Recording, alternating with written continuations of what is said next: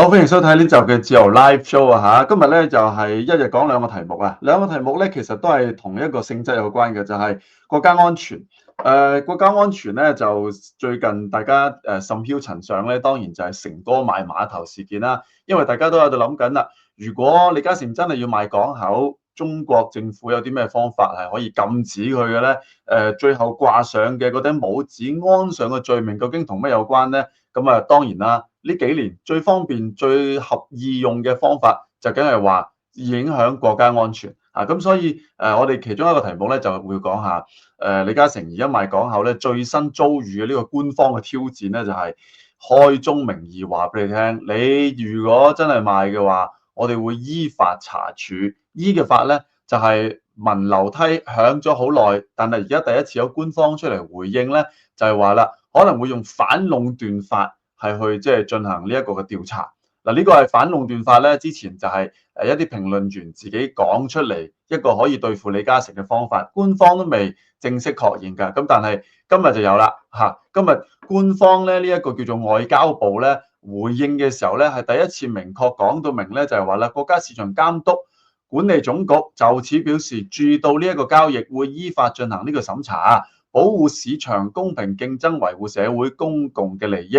即係話真係做緊嘢啦，國家市場監督管理局，咁佢呢個管理呢個叫做管理總局會做啲咩嘅咧？就係用呢一個反壟斷法咧，就係進行呢一個調查㗎。咁所以第一呢個題目你會見到真係開始用唔同嘅法例，諗住對付成哥咯。而即係今日咧，亦都有報章咧，亦都刊登咗，譬如話行政會議成員啊，或者唔同立法會議員嘅講法咧，佢哋就甚至乎提到另外幾個法律。可以用數據安全法啊，或者呢一個叫做即係國家安全法咧，係去對付呢一個李嘉誠。你就會留意到咧，成個口徑咧同之前咧又再升咗一格啦，因為開始有頭有面、有名有姓，仲要係官方嘅身份嚟話俾你聽咧，我哋已經做緊嘢啦。咁啦，慘啦，成哥佢嚟賣港口仲有唔夠2日，佢已經係暫緩咗噶啦。咁但係暫緩夠唔夠咧？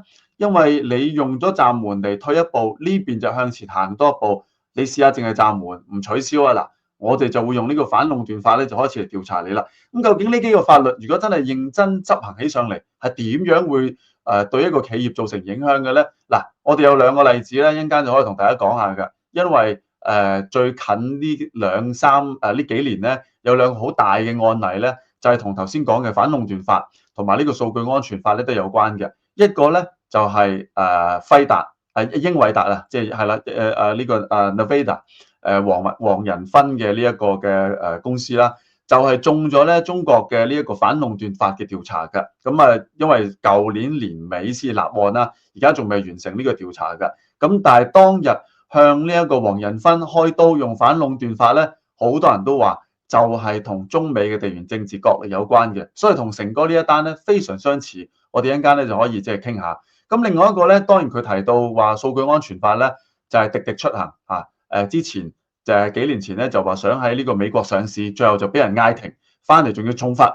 咁其中一個原因咧就話佢違反呢個數據安全法嘅。咁呢兩個例子，如果真係應用起上嚟咧，我哋就可以了解下成哥可能會面臨乜嘢嘅法律利器啦嚇。另一個題目咧都係同國家安全有關嘅，不過佢就相對咧嚟得真係本地化。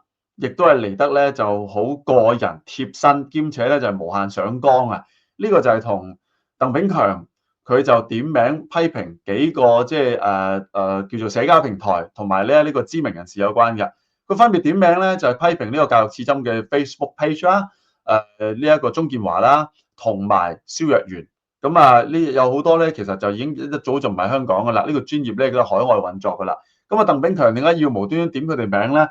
因為佢話佢哋幾個唔同嘅平台啊、名嘴啊，都利用緊一啲咧與國家安全表面無關係嘅議題，但係實際上做嘅嘢咧，就係令人哋試圖憎恨同埋呢一個咧，即係分化咧香港市民同埋特區政府啊，或者中央人民政府之間嘅關係。哇！咁我覺得呢單就大鑊啦，唔係淨係點名名嘴所以大鑊，而係因為佢而家話到明俾你聽，你唔好以為嗰啲同國家安全無關啊。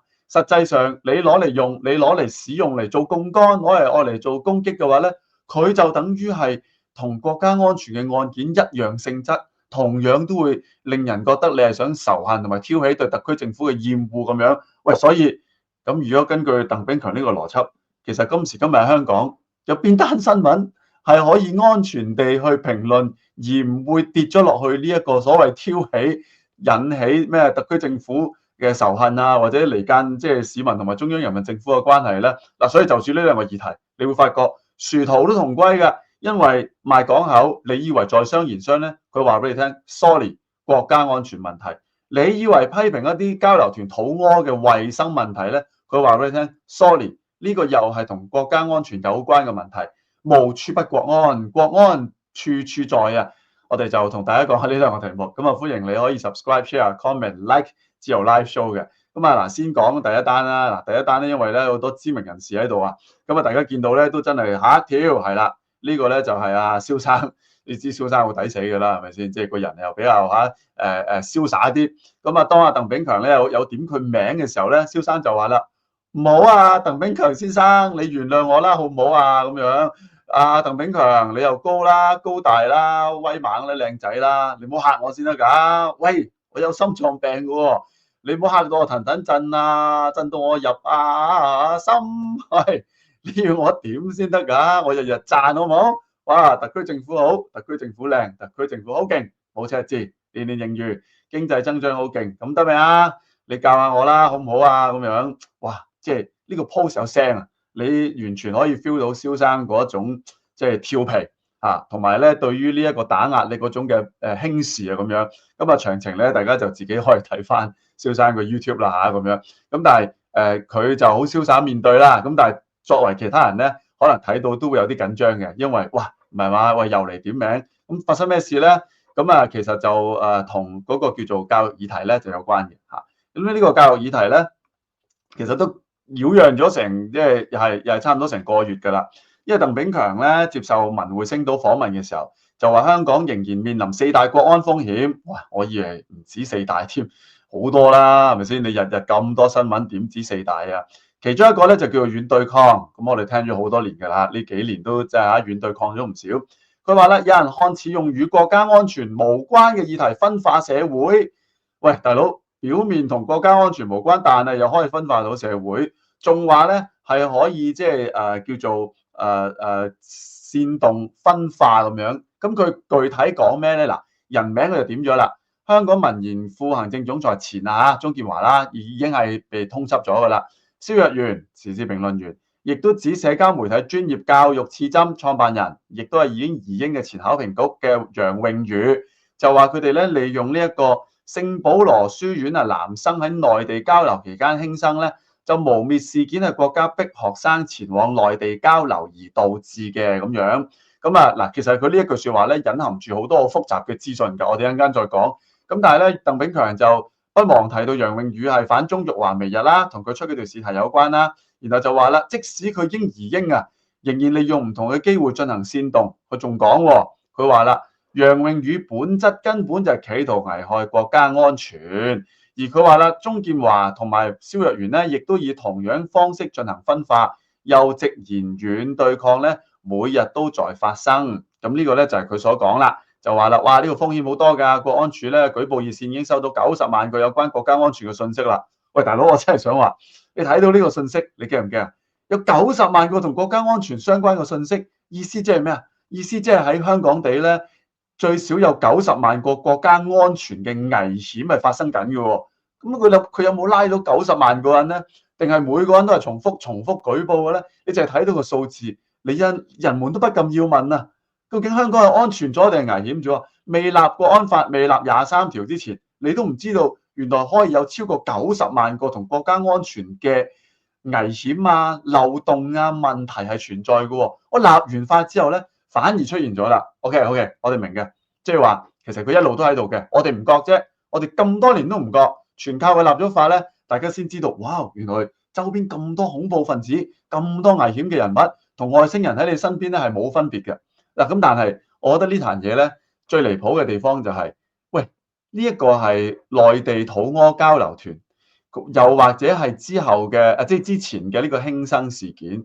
佢本質上就係一個教育上面嘅問題，又或者係一個咧學生咧即係輕生學童自殺嘅問題，亦都有人將佢提到就係話，究竟同呢一個校園欺凌啊、校方嘅處理有冇關係？其實本來嘅本質係真係同國家安全冇乜關係嘅。而家你將佢提升到咁高嘅層面，你嘅意思係咪即係話，如果任何人喺交流團事件，無論講緊聖保羅定係之後可能係嗰啲肚屙事件，如果你掂到咧，就係話國家逼或者叫政府逼你上去交流咧，就代表你分化。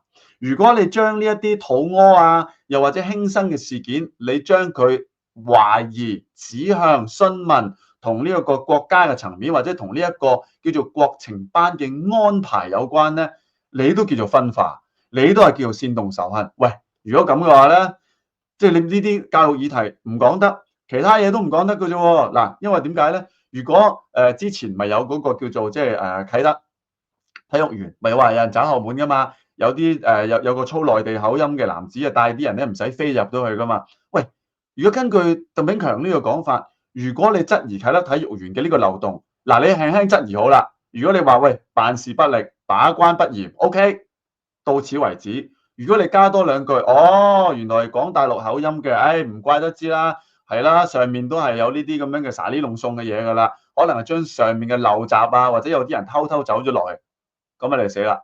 你又係借用一啲與國安表面無關嘅議題，進行緊呢一個煽動分化，喂，好大罪嘅喎！明明係批評緊體育園，轉個頭你話分化國家喎，係咪？咁但係由於而家香港同大陸關係密切到呢個地步，你點可能你掂到一啲嘢係同上面無關嘅咧？嗱，你又舉例啦，如果淘寶又或者美團，又或者最近京東就話大舉嚟到呢個香港，又開實體店啊，又同阿王維基有嗰啲對撼。假如你表達出一種對港資企業嘅同情，然後對呢一啲叫做內地資金嚟到香港，你覺得佢以本傷人啊？你唔中意佢呢一種咁樣嘅商業攻擊嘅性質啊？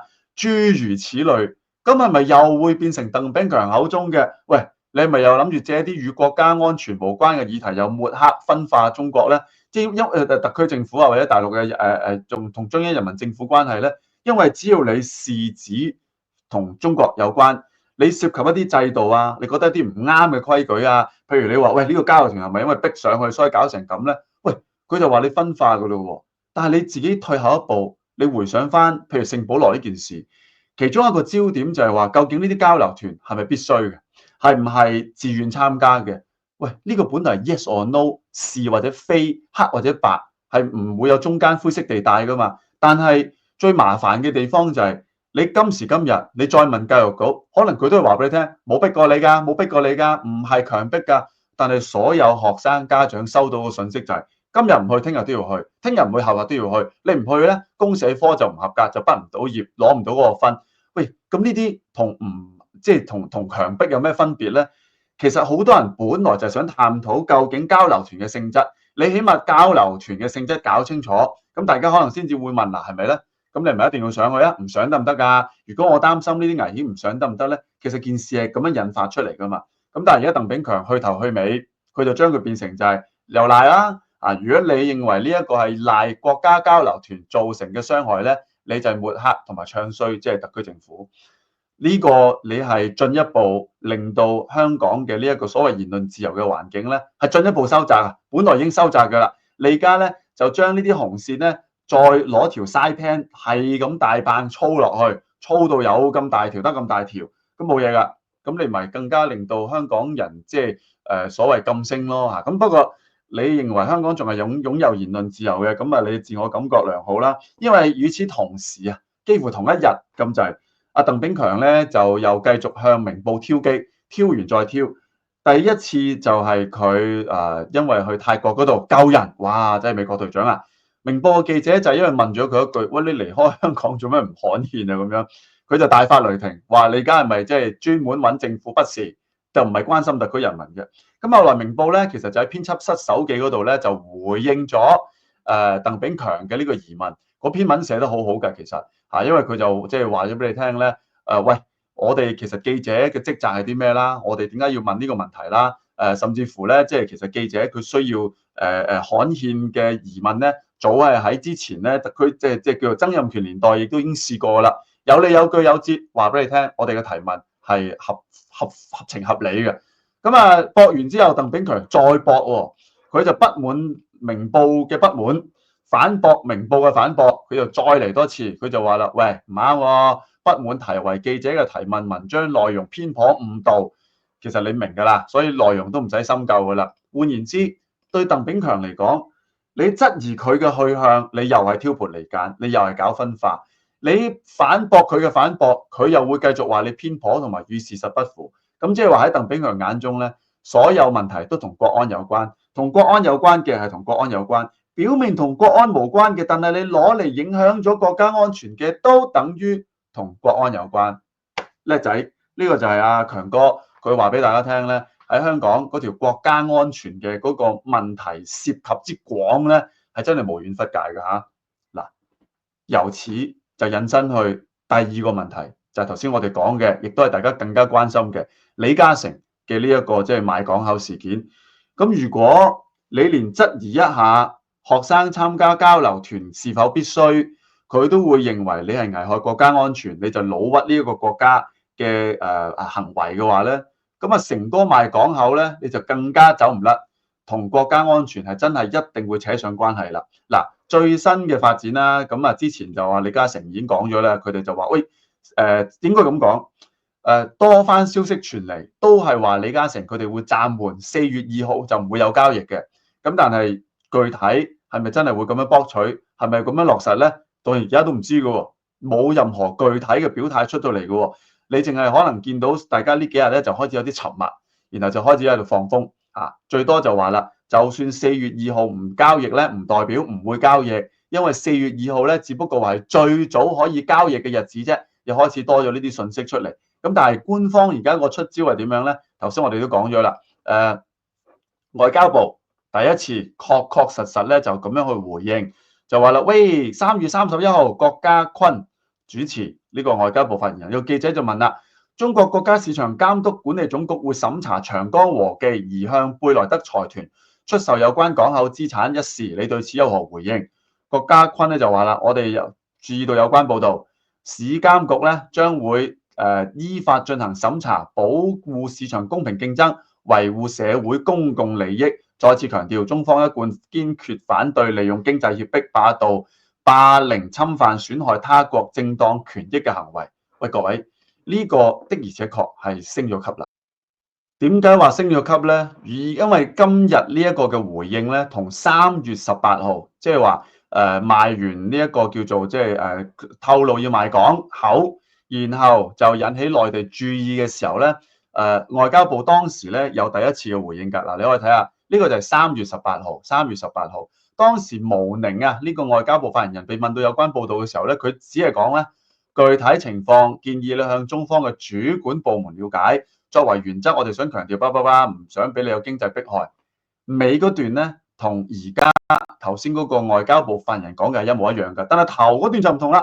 頭嗰段喺3月18號嘅時候，毛寧係冇點名、冇提案、冇任何具體嘅回應，淨係佢連點名都冇點名，淨係話具體情況你向有關部門了解啦，然後只係講咗一個原則啫。咁即係話當時外交部都唔願意正面去點名，更加遑論會有任何嘅處分。咁但係而家就唔同啦，而家佢嘅嗰個説法咧，直情係講到明就係話啦，市監局就已經注意到呢一個交易。仲已經依法進行審查，咁同3月18號係多咗一個叫做行動嘅處理。咁而家究竟佢仲可以有啲乜嘢嘅即係做法咧？咁樣咁啊，然後另外一個咧就直情係講緊話除咗反壟斷法之外，仲有啲乜嘢可以做咧？嗱，同樣都係大公報咧，咁啊，亦都係進一步咧就提到就話，喂，好多都可以做喎。例如咩咧？例如佢就話啦。國內嘅反壟斷法結合國安法，可以審查長和賣港交易，仲可以加埋中國數據安全法。咁呢個咧就係大公報進一步提供呢一個所謂嘅法律嘅武器。佢就話：喂，大把法例咧係可以做到㗎咁樣。咁啊而家大公報佢進一步係點講咧？嗱，佢就引述幾個專家啦。佢話港口雖然唔喺中國境內，但係仍然可能服務中國嘅客戶或者船隻，可以按照中國嘅反壟斷法，只要目標公司喺中國境內營業額超過8億，交易咧就應該進行反壟斷嘅申報。8億唔多啊，我相信你要過嘅一定就會超過咗㗎啦。咁啊，然後佢哋仲講啦，點解可以做到咧？因為呢個反壟斷專家就話啦，反壟斷法咧裏邊有一個叫做域外審查嘅原則。佢話啦，雖然個港口係境外嘅，但係仍然可能咧通過國際航運鏈影響中國船公司嘅營運成本同埋供應鏈嘅安全，係符合域外適用嘅原則。專家更加話咧，審查唔單止可以用反壟斷法出招，仲可以加埋國家安全法同埋數據安全法去評估港口系統嘅數據安全風險，防範地緣政治博弈對於航運嘅潛在威脅咁樣。嗱，嚟到呢一格，你如果仍然都覺得咧，即係冇可能嘅，嗰個碼頭又唔係屬於中國，成哥亦都唔係有出售任何同中港資產有關嘅嘢，咁你點樣能夠用中國嘅法律去制裁到佢咧？啊，真係我哋都開眼界啦！原來之前我哋一路都以為咧，佢呢個反壟斷法咧冇可能會對海外市場咧造成呢個威脅咧。咁證明我哋太天真啦，因為原來中國嘅法例咧，佢係呢個長臂管轄咧，一樣係可以即係使用到嘅。咁我哋而家就可以具體嚟考究一下啦。如果佢真係要用呢幾個法例去對付李嘉誠嘅話，係咪可行嘅咧？有啲咩案例我哋可以嚟作為參考咧？嗱，反壟斷法我哋可以先睇下呢個反壟斷法咧，佢就真係講到明啦。佢話只要你係國內嘅資產，你有公司喺國內啦，你超過8億。咁然後即使你進行嘅一啲海外嘅買賣都好咧，佢話原來都可以受到佢嘅嗰個規範同埋呢一個嘅即係監督嘅咁樣。咁啊，例如有啲咩曾經係試過咧？嗱，我哋真係可以睇下啦。英偉達即係呢一個嘅睇下先啦 Nevada 原來咧喺最近嘅呢一年啊，即係啱啱喺舊年啊2024年嘅12月嘅時候咧。中國政府就認為咧，佢係涉嫌違反中華人民共和國反壟斷法，同埋咧即係當時關於呢個市監局咧對佢嘅一個審查壟斷嘅公告，所以就對佢咧就展開咗調查。OK，咁啊嗱，呢個調查未完㗎，所以咧其實你仲係未知佢過唔過到關嘅。咁當時嘅調查係點咧？佢就話：喂，你咧因為其中一個收購啊，佢話當時咧呢個即係英偉達咧。佢第一就話佢 AI 市場佔有率有幾高啦，呢啲係佢背景啦。最重要咧就係佢話唔係喎，佢話咧你就收購咗一間公司喺2020年嘅時候咧就收購咗呢一間叫做邁洛斯科技有限公司。但係當時咧中國政府批准你嘅呢個條件咧係好嚴格嘅喎，例如就話啦，你唔准歧視中國客戶，唔可以咧向中國嘅客戶提供一啲比較低效能嘅晶片。咁所以咧。當佢而家喺2024年查翻呢單案嘅時候咧，佢就話啦：你而家冇符合到我哋嘅要求，賣咗啲低效能嘅晶片咧就俾中國。咁但係大家都知道點解英偉達會賣嗰啲叫做即係低效能嘅晶片俾即係中國咧？係因為美國有晶片嘅出口限制，所以理論上係非戰之罪嚟㗎。如果我要滿足中國嘅需要咧，我就違反咗美國嘅法律。我違反咗美國法律咧，我就唔使撈㗎啦。咁但係如果我根據美國嘅法律遵守咗佢嘅規矩，賣啲低階效能嘅晶片俾你中國咧，佢就話你違反咗我哋當日准許你嘅呢一個嘅出售嘅承諾，所以咧佢而家就起用呢個反壟斷法咧嚟調查佢。但係頭先呢一啲咧都係商業嘅本質嚟嘅啫，市場、傳媒、輿論對於中國去調查輝達嘅呢個反壟斷法呢個行動咧。清一色將佢解讀成為地緣政治嘅爭拗，地緣政治嘅爭拗係啦，因為佢哋都話啦，喂呢個好明顯係一個美中地緣政治嘅競爭。大家都認為中國用呢一個方法去調查英偉達嘅呢一個嘅收購事件咧，其實就係想發一個信號俾特朗普聽，你如果繼續搞我呢個晶片嘅市場嘅話咧，我就搞你英偉達，我就會用懲罰嘅方法去針對佢。咁啊，希望就同特朗普咧就係叫做討價還價。咁而家當然你係未知佢個結果會係點啦，因為呢啲調查咧對上一次咧都要成10幾個月咧先至會有個結果出嚟㗎。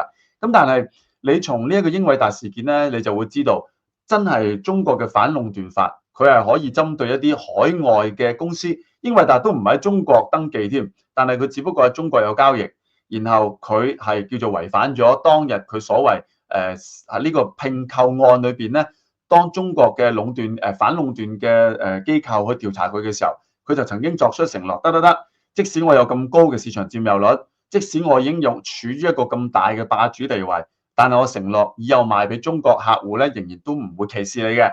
咁當日就係用一個咁嘅協議咧，就叫做放行。咁而家中國政府就借呢個作為一個起因，作為一個源頭，就去反壟斷法去調查佢。咁但係再強調一次啦，呢個案件執行起上嚟咧，大家都認為就係想踩特朗普一腳，叫中美嘅博弈之一嚟嘅。咁如果你擺喺呢個長和賣港口事件，佢係咪可以用同樣嘅邏輯去運作咧？譬如佢話：喂，你而家賣完呢兩個碼頭之後，你會令到 MSG 佢話或者會令到嗰個貝萊德擁有全球航運好似話唔知超過20%嘅呢一個佔有率。如果你呢個佔有率咁高，然後話反過嚟會影響中國船隻喺停泊嘅時候收取嘅費用啦，或者嗰個成本嘅話咧，咁佢咪話可能會影響到中國船運嘅行業安全咯。咁如果佢用呢個方法嚟即係建立出一個咁樣嘅理據嘅話咧，咁佢真係可能會用呢個反壟斷法就去調查李嘉誠長和嘅公司，究竟佢執行呢一個嘅即係買賣嘅時候咧，有冇危害到中國嘅市場安全？嗱，你要留意喎，頭先英偉達嗰度佢合併完其他嘅公司，收購完其他嘅公司，佢唔係因為嗰個業務同中國有關，而係中國驚佢收購完之後咧，佢咁大嚿巨無霸，咁大個壟斷，你係咪會影響中國嘅市場？會唔會歧視我哋？如果有嘅話咧，我當時就唔會俾你去收購噶啦。你應承咗，然後你真係歧視我喎，因為你賣低階晶片俾中國啊嘛，佢就用呢個作為理由去告佢。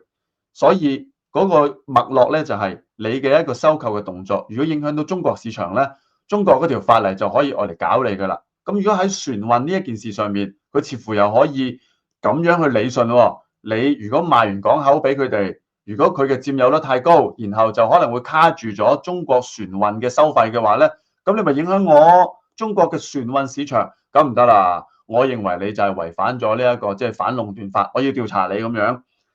你唔需要去理解佢呢個法例嘅精神背後合理定唔合理，因為正如頭先英偉達嗰間嘢，大家都認為係政治大於一切，只不過係用呢個作為藉口啫。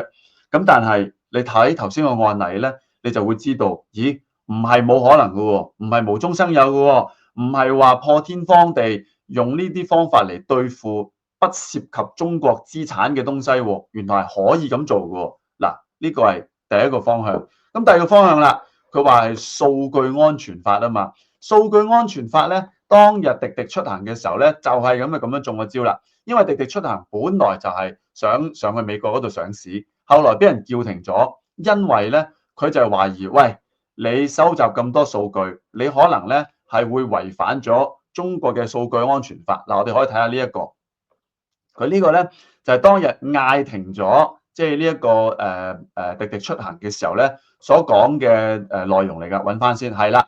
佢話：喂，網絡安全法、數據安全法，佢都講到明㗎喎。你如果呢啲數據嘅活動可能會損害中華人民共和國安全嘅話咧，依法追究法律責任。咁當時佢就講法啦，滴滴公司作為網絡法項目下嘅營運者，同埋數據安全法之下嘅處理者，你就要承擔呢一個嘅業務啦。咁佢話啦，點解一個滴滴出行都會違反數據安全法咧？佢話滴滴公司營運過程裏邊，好可能處理咗大量道路信息同埋重要嘅數據，甚至乎關係國家安全、國民經濟命脈、重要民生、重大公共利益等等嘅國家核心數據，應當遵守呢啲法例，嚴格落實。佢話啦，因為根據網絡安全法，喂，好多嘅喎，能源啊、交通啊、水利啊，嗱，交通啦呢啲有關啦，或者係呢啲金融啊、電子服務啦。佢話呢啲咁嘅數據咧，佢話咧都係會嚴重危害國家安全嘅生計㗎。咁所以佢話啦，我要嗌停你，因為你咁樣上市，你可能會將呢啲數據外泄，係會對國家嘅安全造成咗威脅，特別喺數據嗰度。咁所以就被處罰啦，話佢違法，然後就嗌停，再要罰款。會唔會可以擺喺長和度用咧？頭先我哋見到大公報其中一個講法就係港口出入往來運輸都係同好多數據有關，同國家安全有關。佢理解嘅就係呢啲船運嘅來來回回有幾多數字，有幾多營運係涉及國家安全嘅數據。如果佢用呢個作為一個理據嘅話，咁你賣咗港口之後，咁啊中國啲船隻嘅出出入入嘅來往數字就會擺咗喺外國政府身上面嘅咯。咁可能佢就話啦，呢個我覺得危險，我要嗌停你呢個叫做業務咁樣。但係呢一點咧，我覺得真係好勉強，因為點解咧？如果根據佢呢個邏輯，咁係咪即係話所有中國船隻要經過嘅港口都只能夠係由中國或者中國香港旗下嘅公司營運，先至唔會有數據安全嘅風險咧？你諗下，如果因為長和賣咗港口俾外國政府，然後就話你等於將中國嘅船隻嘅呢一啲港口重要信息嘅數據一併賣埋出去，或者以後咧就無遮無掩啦，因為啲數據以後就由外國公司所掌控，等於係咧會影響到咧中國船隻嘅嗰個資訊嘅話，喂，咁即係話以後中國嘅船隻淨係可以喺中國港口或者被佢控制範圍裏邊出入嘅啫，否則你只要經過其他公司控制嘅港口，你都要上繳㗎，你嘅數據，你運啲咩貨，有啲咩經濟收益，有啲乜嘢嘅內容，咁其實只要係其他公司或者叫做其他國家營運嘅港口，佢都會睇晒嘅喎。咁係咪嗰啲就危害國家安全？係咪中國啲船隻就唔會使用呢一啲港口咧？嗱，呢個我真係好大嘅疑問啊！因為佢一定要保障中國船隻或者中國船運數據安全，係只能夠喺中國政府或者相關嘅企業掌控之下嘅港口先得到安全嘅話咧，咁其他嗰啲港口咁點用咧？其他嗰啲唔係中國控制嘅港口，咁中國嘅船隻又點樣使用咧？嗱，佢係咪想嘗試話俾你聽，原來國家安全喺船運方面係要去到咁嘅規格，先至能夠保障到阿公嘅安全利益咧？咁樣而家佢就用咗呢幾個叫做法律嘅途徑，就講咗出嚟。最後究竟李嘉誠係咪會屈服咧？如果你用一個後果論嚟出發咧，我係成哥我都唔屈服住，因為點解咧？你用翻反壟斷法，你最多嘅制裁係咩咧？罰你喺中國境內嘅嗰個公司會罰你錢，同埋可能以後咧你就要撤出呢個中國市場，唔俾再售賣啦，因為你違反反壟斷法啦嘛。但係當日英偉達好多市場人士都話佢唔驚你，因為英偉達一早就已經將中國市場個比例減到好少，講緊真係黃仁勳嗰個喎，咁佢都唔係以你作為重點，因為美國都唔俾佢賣咯。咁其實可能佔佢嘅營運5到10%，咁你就算禁晒佢嘅，佢冇問題喎。全球咁多個地方，你要買我個晶片多過我想賣俾你啦，係咪？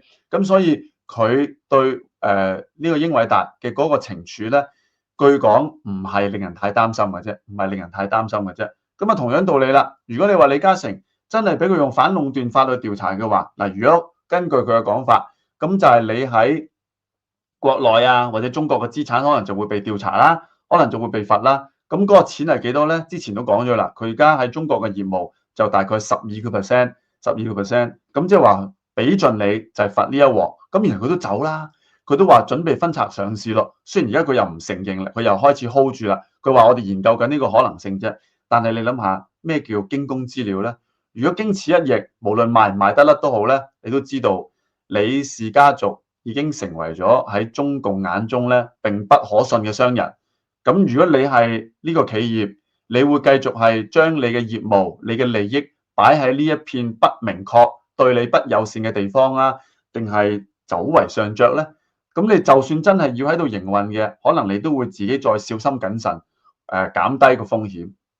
如果我係成哥，你見到呢個情況，佢似乎真係開工就會有回頭箭喎。我而家跪低，你都唔會當翻我係朋友。我而家跪低，可能唔會俾你用反壟斷法去調查，但係我以後究竟係中國嘅業務啊，仲係咪可以擁有嗰啲合作嘅機會咧？或者你會唔會不停會查我、盯上我咧？